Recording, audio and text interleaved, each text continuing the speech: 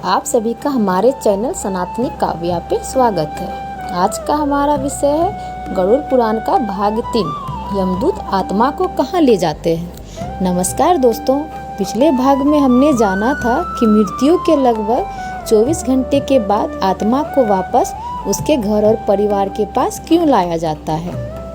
धार्मिक मान्यताओं के अनुसार आत्मा अपने प्रियजनों को देखती है, उनके व्यवहार को देखती है और धीरे धीरे यह समझने लगती है कि उसका सांसारिक जीवन समाप्त हो चुका है। लेकिन अब एक प्रश्न उठता है, क्या मृत्यु के बाद आत्मा सचमुच अकेली होती है या कोई उसे एक अनजानी यात्रा पर लेके जाता है। गरुड़ पुराण में इसका रहस्यमय वर्णन मिलता है। जब आत्मा अपने घर को अंतिम बार देख लेती है तब उसके बाद क्या होता है। क्या वह हमेशा अपने परिवार के आसपास ही रहती है या फिर उसकी कोई नई यात्रा शुरू होती है। गरुड़ पुराण की मान्यताओं के अनुसार यहीं से आरंभ होती है आत्मा की वह यात्रा जिसके बारे में जानने की जिज्ञासा हर मनुष्य के मन में होती है। कहा जाता है कि जब आत्मा अपने घर और परिवार को अंतिम बार देख लेती है तब यमदूत उसे आगे चलने का संकेत देते हैं। आत्मा घबराई हुई होती है, वह बार बार पीछे मुड़कर अपने घर को देखती है। उसे अपने बच्चों की याद आती है, उसे अपने माता पिता की याद आती है, उसे अपने जीवन की अधूरी इच्छाएं याद आती है। लेकिन अब लौटना संभव नहीं होता क्योंकि समय का नियम है, सबसे बड़ा नियम माना गया। गरुड़ पुराण के अनुसार उस समय आत्मा को धीरे धीरे यह एहसास होने लगता है कि अब उसका शरीर से कोई संबंध नहीं रहा। जिस शरीर को वो अपना समझती थी वह अब पंच तत्व में विलीन हो चुका है। जिस घर को वह अपना कहती थी वह अब केवल एक स्मृति बनकर रह गया और जिन वस्तुओं को वो अपना धन समझती थी वे अब किसी और के अधिकार में जाने वाली है।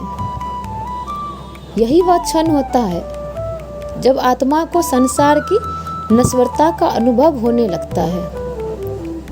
उसे समझ आने लगता है कि जीवन भर जिस धन संपत्ति और प्रतिष्ठा के पीछे वह भागती रही उनमें से कुछ भी उसके साथ नहीं आया। यदि कुछ उसके साथ चल रहा है तो वो केवल उसके कर्म। कहा जाता है जैसे जैसे आत्मा यमदूतों के साथ आगे बढ़ती है वैसे वैसे उसके जीवन के दृश्य उसके सामने आने लगते हैं, मानो उसके पूरे जीवन की एक चलचित्र उसके सामने चल रही हो। उसे अपना बचपन याद आता है, अपने माता पिता का प्रेम याद आता है, अपने मित्र याद आते हैं, उनकी सफलता याद आती है और फिर उसे अपनी गलतियां भी याद आने लगती है। वह व्यक्ति जिसे उसने अपमानित किया था वह चेहरा उसके सामने आ जाता है। वह अवसर जब उसे किसी की सहायता करनी चाहिए थी लेकिन उसने नहीं की, वह भी उसे याद आने लगता है। वह झूठ जो उसने अपने लाभ के लिए बोला था वो भी उसके सामने प्रकट होने लगता है। आत्मा सोचती है, काश मैं समय रहते सुधर गया होता, काश मैंने दूसरों का दिल नहीं दुखाया होता, काश मैंने अपने माता पिता का अधिक सम्मान किया होता, काश मैंने धर्म के मार्ग को नहीं छोड़ा होता। लेकिन अब समय बीत चुका होता है।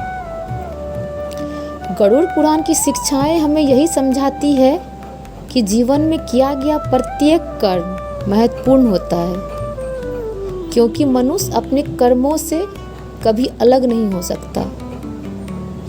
कर्म उसका पीछा करते हैं और उचित समय आने पर उसका फल भी देते हैं। यात्रा आगे बढ़ती रहती है। आत्मा अब पहले से अधिक शांत भी है और चिंतित भी। शांत इसलिए क्योंकि उसे संसार की सच्चाई समझ आने लगी है और चिंतित इसलिए क्योंकि उसे नहीं पता कि आगे क्या होने वाला है। कहा जाता है कि यमदूत आत्मा को उसके कर्मों के अनुसार मार्ग पर लेकर चलते हैं। धर्म का पालन करने वाले व्यक्ति की स्थिति अलग होती है और अधर्म में जीवन बिताने वाले व्यक्ति की स्थिति अलग। लेकिन एक बात दोनों के लिए समान होती है और वह है अपने कर्मों का सामना करना। यात्रा के दौरान आत्मा को यह भी समझ में आने लगता है कि मनुष्य जीवन में कितना दुर्लभ था। जिस समय को उसने व्यर्थ की चिंताओं में खो दिया, उस समय वह अच्छे कर्म भी कर सकता था। जिस शक्ति का उपयोग उसने अहंकार में किया, उसी शक्ति का उपयोग वह सेवा में भी कर सकता था। धीरे धीरे आगे का मार्ग और रहस्यमय होता जाता है। आसपास का वातावरण बदलने लगता है।